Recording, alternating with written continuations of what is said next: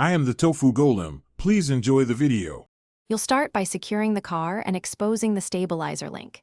Jack the front and place sturdy stands. Remove the wheel so you have clear access.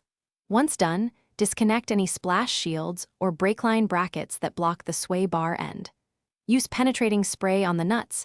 This reduces rounding and saves time.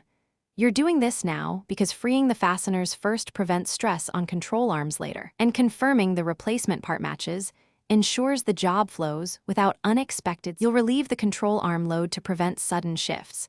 Place a small jack under the arm and lift slightly. Then break the sway link nuts, hold the stud and turn the nut, or use an impact. If the ball joint is stuck, use a separator. Once free, pull the link straight out.